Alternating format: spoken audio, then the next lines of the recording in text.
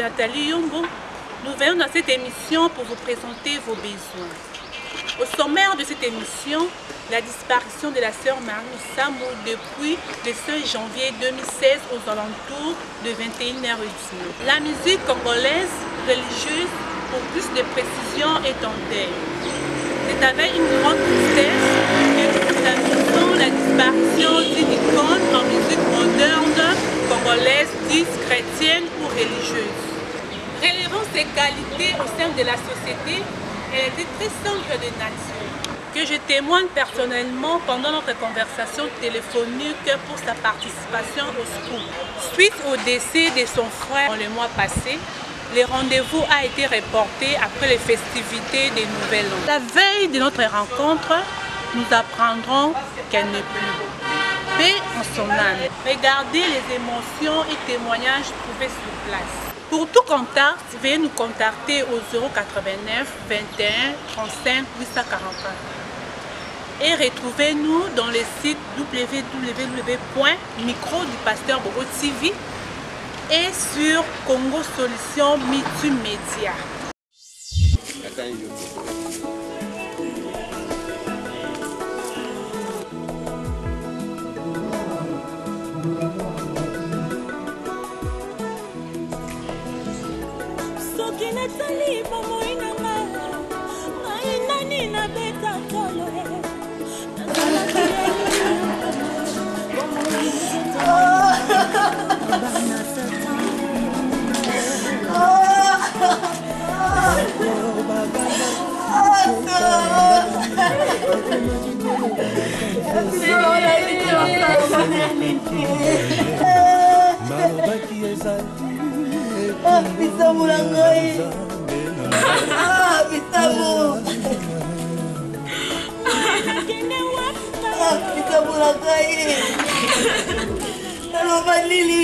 J'ai dit que Vandali na maman. J'ai dit maman Bimi, alaki papa naye, akena Paris, avandi kunda. Bandi ko bongisa manjaka na. Asisi aye ko benganga Platini. Pesinga $10. Abi kenda na wanje somelanga demi kilo ya ngombe.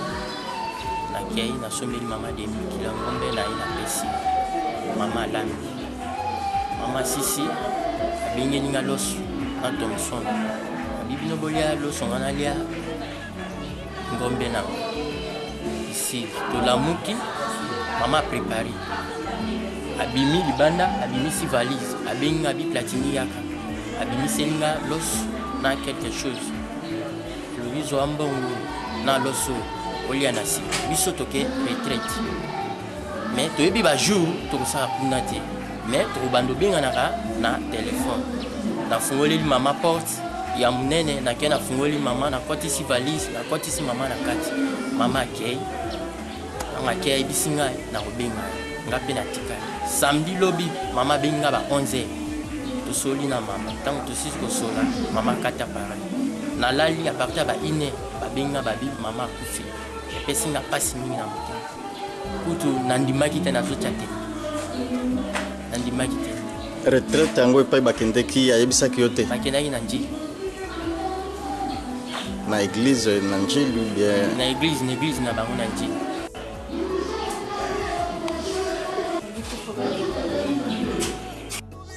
Toza ba voisin nga na bana na face na 3 vallées 15 ya juste na petani ba parcelle boy. Bon, ba yo autour à la mabene na malamu mais dès devant na avenir tout ça va aller mabete. Ils ont étonné comme la musique à la tombe et sur tout en tout cas c'est se passe parce que tout ça qui n'est bien l'avenir. Là qui bien les formes au monde avec tout le monde la pierre voilà qui n'a mis on a qui on va pousser dans des plaquer au monde la petite mais va maçon sur ça on sale et puis il pas non ça va maçon ça qui vraiment comme maçon va travailler pour mon acheter moi baboula na wana zolambela bango azaki vraiment bien quoi là bas na tika au monde va bêter bien la peine à venir banda kotia ça fait au moins tout là va 3 ans à 3 vallées à bien la biso et tout vraiment la souci ma casse vraiment sigete molimo na pe malakinya isigeke Tout de suite musique, toi qui s'en va faire la marine. En tout cas vraiment, c'est marine, mais c'est mon tour le cas banzembonné. Donc et c'est l'angelo mo katinangai.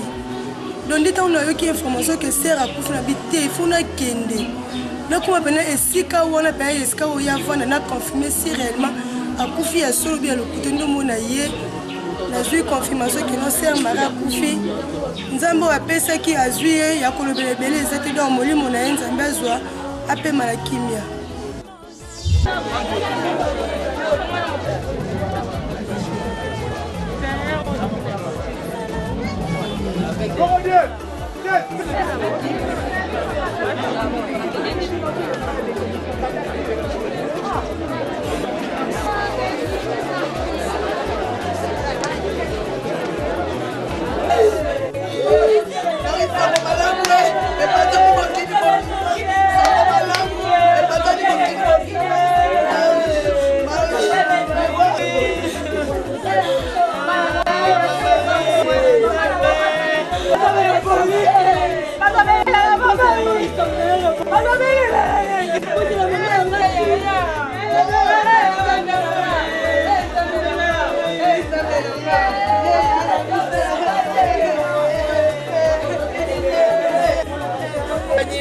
Papa, la me poignée boye nzambe na ngai, nzamotiki boye poignée nzambe, nzamotiki boye poignée nzambe.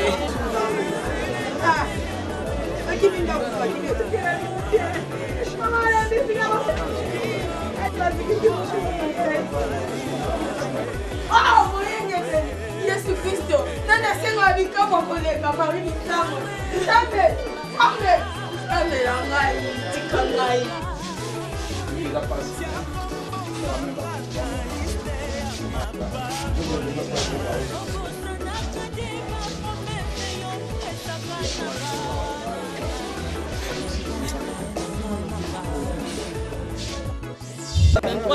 as une émission, en tout cas, et déranger les autres bima, il y a tellement de gens qui font bima qui te confirmer la tongue que par une sama confiance que moi la quartier et celle qui sont dans le passe de la maladie de rara sama donc passe vraiment passe non, tu vas ici à Marie, c'est notre sœur. En tout cas, moi je suis de l'armée de l'Éternel, c'est Sonic Kafuta. C'est notre sœur vraiment. Alors, les Slabs passent vraiment biso sous ban l'armée de l'Éternel. Là, on n'a pas si mis pour moi, on a biso accueilli en tout cas. Donc, ça t'en a dit dans mon bon. Nous avons moi fait ça, il y a mon gaz. Alors, il y a surtout, mais tous ara n'a pas si mon tous les gars na kimia. Tout beau y des autres et ça la ma pour moi.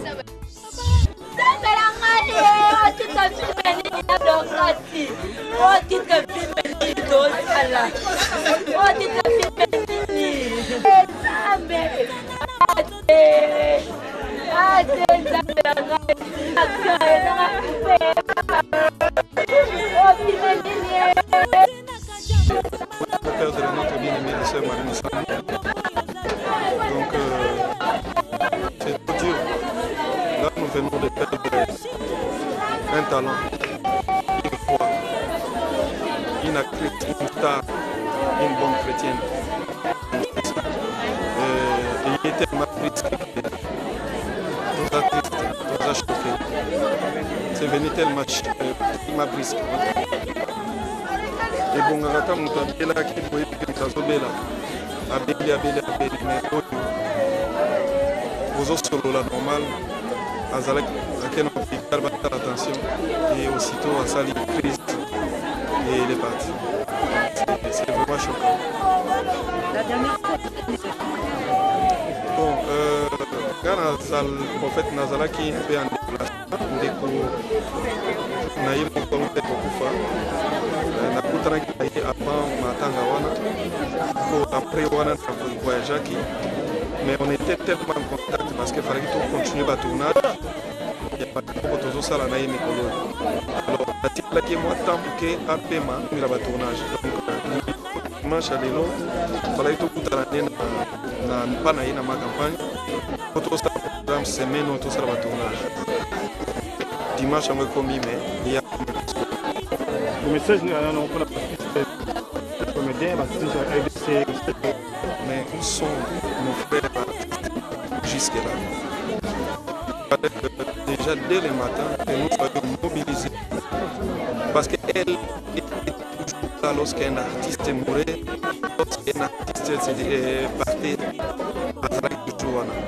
Mais on est presque déjà à 13 heures. Je n'ai pas compris la mobilisation de nos confrères. Pour s'organiser. Azalak artiste elle est d'obédience chrétienne, mais elle côtoyait tout le monde, elle côtoyait les musiciens du monde, comme on a l'habitude de dire. Elle parlait bien avec JB, avec Kofi, avec Wazeko, avec Céléo, avec Aponionso. Alors, sur le sabango bien. Et elle était à la fois avec les comédiens et avec le monde des musiciens. Donc, elle était tellement sociale que Likambo est vraiment choc ma c'est tous à la mobiliser. Nous allons reprendre C'est une sœur qui chantait très bien, c'est une chanteuse qui chantait vraiment des chansons qui m'édifiaient beaucoup. Mais en tout cas, on est touché, toute la famille chrétienne vraiment est blessée, mais paix à son âme. Comme on a toujours dans la Bible que non, tout concourt de la part qui aime Dieu, celui qui a fait donner, celui qui a aussi récupéré le souffle de vie.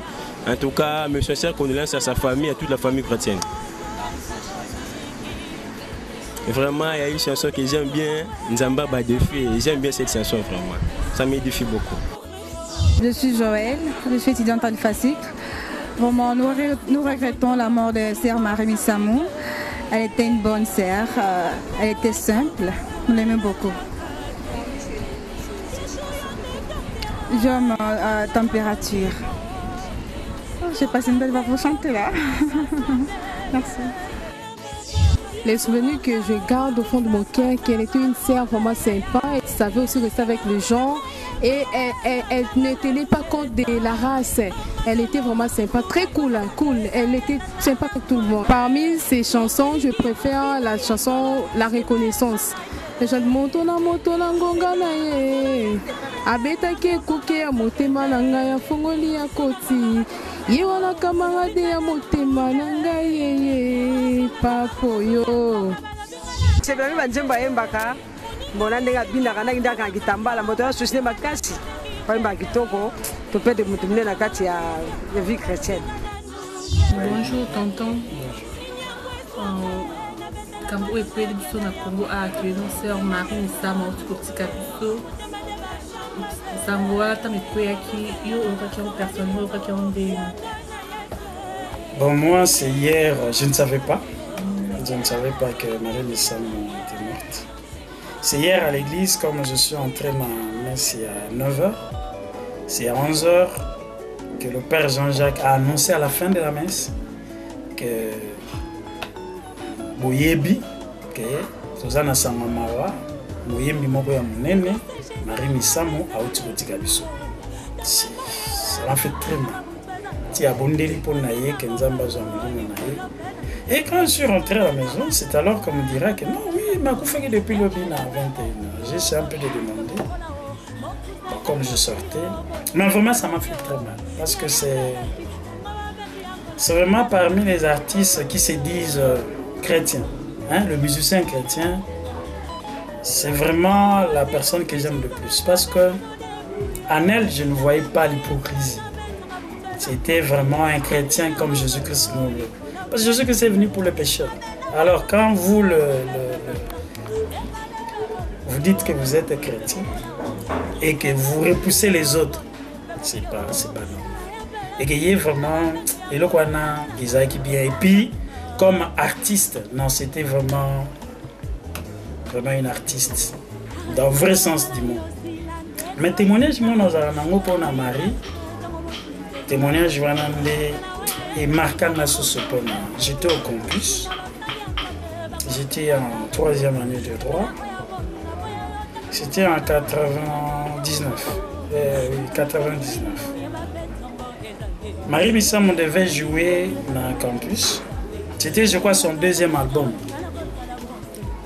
Alors, il y a eu la pluie ces jours-là. C'était pourtant la bêta qui n'a premier album.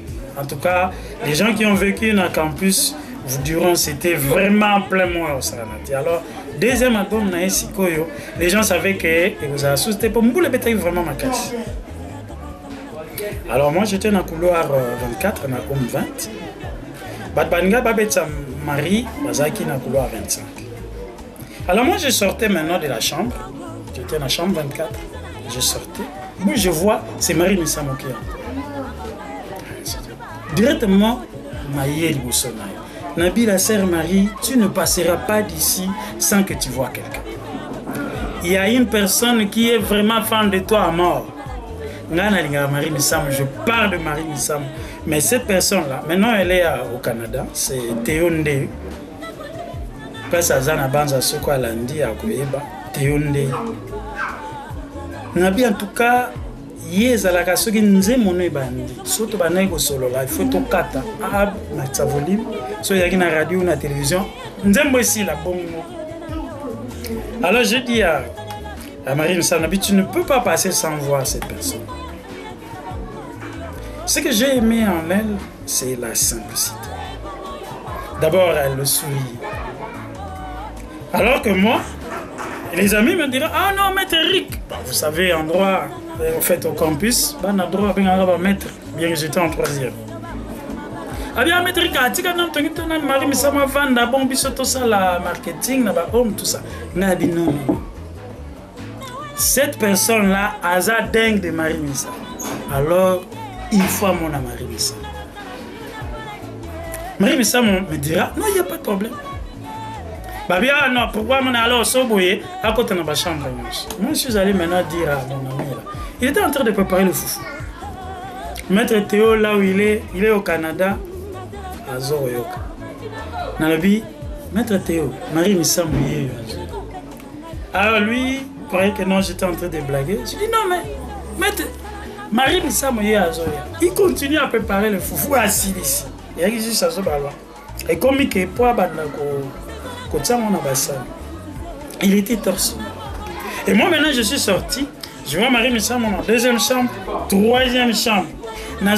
Oh, mais maître, Marie, parce que moi je voulais qu'il s'arrange à la chemise et tout ça. Et maintenant c'était déjà la soeur Marie qui est montée. Mastavana aboka fufu pe la sabe. Tunga beta pendant tout week-end na sabe. Azwa chemise, donc il n'a pas eu le temps de reboutonner ma chemise. Pas, et la sœur Marie est entrée, elle a embrassé. Non, j'ai vraiment aimé cette simplicité. Et le gars était vraiment stupéfait. C'est vraiment la chose qui m'a marqué auprès de Marie. Et tout au long de sa carrière, c'est ce que j'ai vu. C'est vraiment quelqu'un qui était... qui ne vivait sans hypocrisie. Chantre de l'éternel, mais qui fréquentait tout le monde. Que ce soit à côté à la musique qui est entre guillemets profane, que ce soit à théâtre, c'était vraiment une personne formidable. Et moi, puisque j'aimais beaucoup Marie Missam, chaque fois que je le voyais dans les émissions, comme j'avais son numéro, des fois, moi, ici en tout cas, vraiment j'ai aimé la façon dont tu as parlé. Et même il y avait des fois, il s'est lamenté. Moi j'ai dit non, il ne faut pas suivre les gens, il faut suivre Dieu. Et j'ai aimé l'autre fois, dans l'interview, c'est vrai que mais moi j'étais parmi les gens qui le conseillent beaucoup parce qu'elle était aussi trop attaquée par les musiciens dits chrétiens. Mais après, les autres étaient confondus. J'ai vraiment aimé. Et puis c'est quelqu'un qui décrochait chaque fois de son téléphone, elle-même. Moi, je l'appelais et puis elle décroche. Donc, vraiment que l'Éternel, vraiment la garde, que son nom repose en paix. Vraiment un peu les témoignages que j'avais pour la sœur Marie Missam. Merci. Bonjour, maître. Bonjour, maman. Maître, vous avez déjà la star. Quand on reste en financeur Marie Missam en profit, personnellement, il y a beaucoup de gens qui ont été présents dans un JB. C'est en tout cas pour la sœur Marie Missam. Bengenga, surtout dimanche, à 1h. Bengenga, je vais vite à guérir. Je vais à Lou. Je vais téléphone. C'est Marie Missam. Ah, bien solo. Bon, comme on a habité, comme je ne suis pas informé, tozela totolamuka na ntongo toyokaki mais sere Marie Misambo akufi esala yenga mpasi fo mpona yebaki ebe tosoane bien esala yenga mpasi donc moyembi monene akufi kaka boye sinon mekoza pere mpona banzembo na ye abandaki koyemba nini vraiment abandaki kotouche o makasi bon album na ye wayemba nzembo ne banzembo wayemba ya eyawe wana pena nde tobetango dans dimension mosusu bon nzembo wana na moko ya na album wana ya manini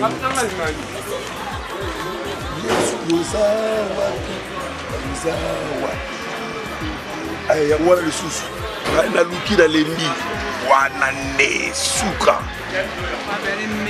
wana soki natali mokili natali nzambe na bia te mpoka nzambe oaleki nzambe azaki bon liloba na bafamille chrétien nyonso tout bamisie chrétien nyonso bazalaka na courage nzambe moto apesaka ye mpe moto azwaka comme azwi ye moko ayebi ndenge asumoli masere Marie Misambo kema na ye eza na maboko ya nzambe famille kokolela ya mpasi kokokokangisi mutu mais nzambe ye moko apesaka ye mpe moto abotolaka courage na famille Marie Misambo la famille musicien chrétien nyonso tu ya Congo ya monde entier oyo bayebaki sere Marie Misambo en tout cas ozala na courage tona bino de guerre ozala na bino petit na suka kotika bino te merci bonjour si on a biso Marie Misambo kotika biso yo en tant que mwana Congo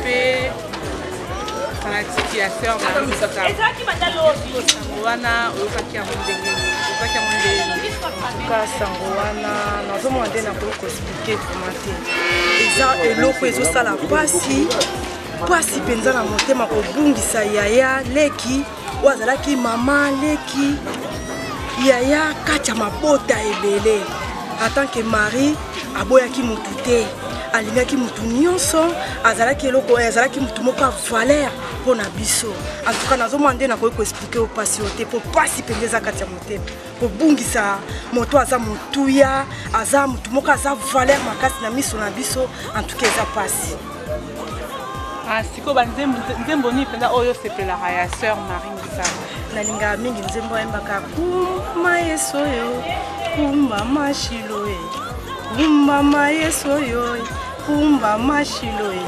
bolingo ya motema na ngai shilo donc nakoka pena koyemba yango bien te mais eza oyo eza mpenza ememaka ngai namona nyonso kwa Kasta Kakesta de Luanda. C'était l'émission Les Scoops de Nathalie Yombo, présentée par Nathalie Yombo, réalisée par Edith Sikabaka, le collège. Que cette émission fasse plaisir à tous les fanatiques de la sœur Marie Misambo. Jeannette Saté dans Manchester, Barli Baramoto, le baron de Manchester, le boss des boss Benjamin Okenge. On se retrouve à la prochaine. Merci.